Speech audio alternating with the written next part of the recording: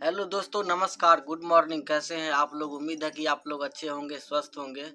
हमेशा की तरह फिर से एक मोटिवेशनल वीडियो लेकर के आया हूं दोस्तों। कमेंट में जो आप लोगों ने प्रश्न किया था, उसी प्रश्न के ऊपर हमारा वीडियो होता है। पिछले 2 वीडियो में यूरिन इन्फेक्शन को लेकर के हमारा वीडियो का टॉपिक है। इन्फेक्शन यूरिन में होता है, मल में होता है और CIC, इसके लिए वीडियो था। अब एक भाई का प्रश्न आ रहा है कि कैथेटर जो लगा रहता है 6 महीना या मान लीजिए 1 साल, 1.5 साल, 2 साल तक कैथेटर जब निकालते हैं, तो उनका कहना है कि मतलब पेशाब जो है सो जैसे थैली में 100 ml ही रहता है, 200 ml ही रहता है। मतलब 200 ml यूरिन कलेक्ट जमा होते ही दर्द होने लगता है। कभी कभी ब्लड आ जाता है, ताकत लगाने पर निकलता है, लेकिन खुलासा नहीं निकलता है, कुछ रह जाता है अंदर में और बहुत ज़्यादा ताकत लगाना पड़ता है। और जैसे किसी किसी को कि 100 ml या 200 ml यूरिन भरता है और लीक होने लगता है, मतलब बूंद बूंद बूंद बूंद करके रिसने लगता है अपने आप। होता यह है कि हर महीने कैथेटर बदलता है, तो बदलने के बाद हमें भी कुछ देर छोड़ दिया जाता था कि यूरिन रुकता है कि नहीं, ये टेस्ट करने के लिए, देखने के लिए। रुकता है तो कितना देर रुकता है, रिसता है या बंद रहता है, रुका हुआ रहता है। एक होता है कि झटका लगता है, जोर लगता है, खांसी होता है, या किसी चीज में बैठने में उठने में ताकत लगता है तो छलक जाता है, निकलता है। एक होता है कि बराबर बूंद ही बूंद बूंद अपने आप रिसता रहता है। जैसे ही मतलब थोड़ा सा यूरिन भरता है थैली में, वैसे ही दर्द होने लगता है और ऐसा लगता है कि यूरिन भरा हुआ ही है, और चाहे कितना भी ताकत लगाते हैं पूरा निकलता है, लेकिन पूर्ण रूप से खुलासा नहीं होता है। मतलब कि जैसा रिलैक्स महसूस होना चाहिए वैसा नहीं होता है। देखिए, इसमें कारण ये होता है कि हमारा जो यूरिन का थैली है, उसका क्षमता होता है कि 400 से 500 ml, लगभग 600 ml तक भी वो कलेक्ट करता है यूरिन। अब इसमें समस्या ये है कि पाइप जो हमको लगा रहता है कैथेटर, तो पाइप के द्वारा बूंद बूंद करके जो भी यूरिन आता है बन के, वो बाहर कलेक्ट होता है थैली में, बाहर निकल जाता है यूरिन।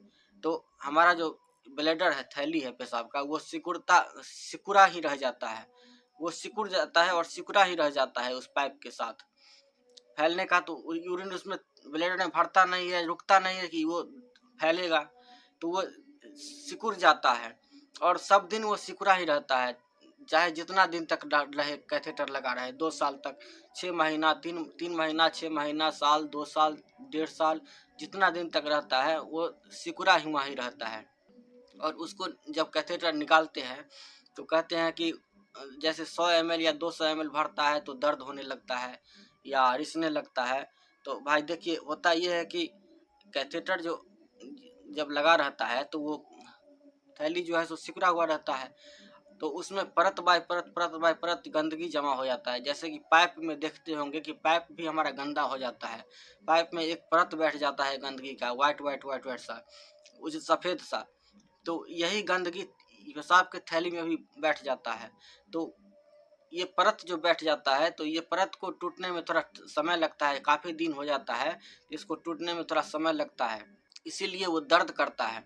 और उस वही टूटने के दौरान थोड़ा थोड़ा मोड़ा ब्लड आ जाता है। थैली जो सिकुड़ा हुआ रहता है तो उसको फैलने में थोड़ा टाइम लगता है, 2 दिन 4 दिन टाइम लगता है, 5 दिन 6 दिन उसको, जैसे कि धीरे धीरे वो अपना क्षमता कैपेसिटी बनाते जाएगा।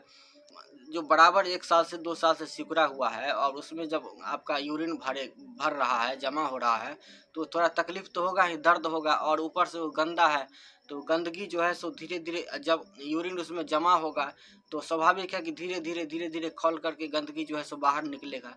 तो इसमें दर्द होगा, थोड़ा सा ब्लड भी आ सकता है।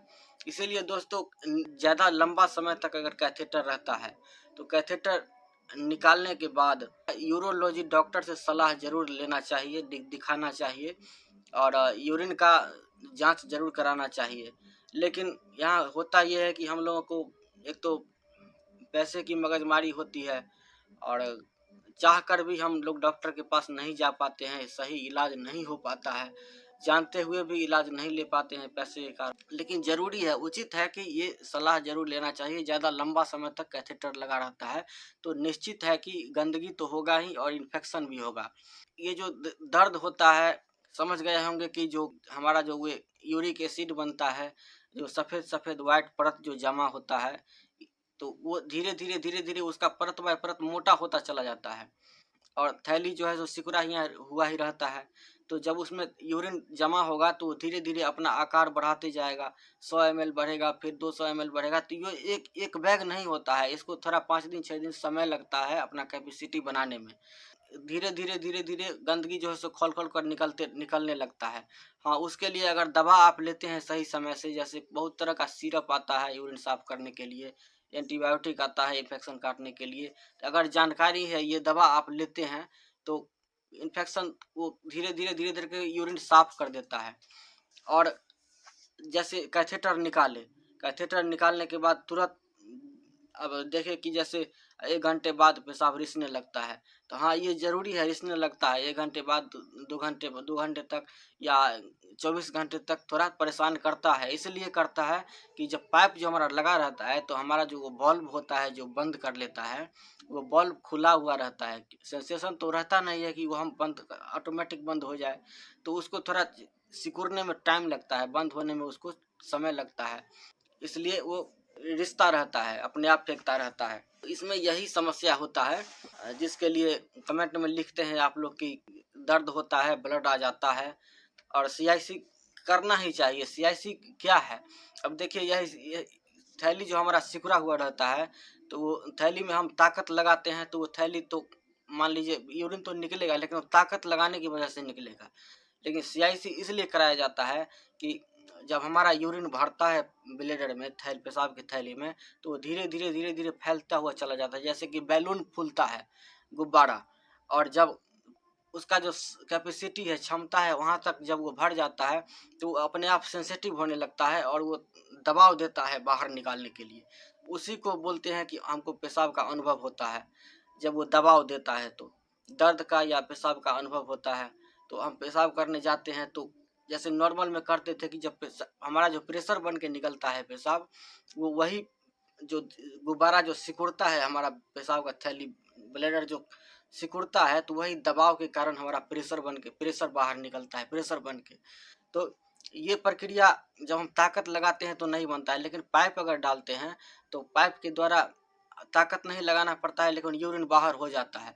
और यूरिन बाहर होगा तो स्वाभाविक है कि थैली भी सिकुड़ेगा, यूरिन निकल जाएगा। उसके बाद फिर जब यूरिन भरेगा तो फिर ब्लैडर फैलेगा, फिर खाली करेंगे, फिर सिकुड़ेगा। इसी तरह का क्रम चलता रहता है। इसमें उसका एक्सरसाइज होता रहता है, जो हमारा यूरिन ब्लैडर है, थैली है, उसका एक्सरसाइज होता रहता है सीआईसी के द्वारा। इसलिए ये ज़रूरी हो जाता है करना। और ये इसमें कोई जोखिम नहीं है, हम सभी वीडियो में बता रहे हैं, इसमें कोई जोखिम नहीं है।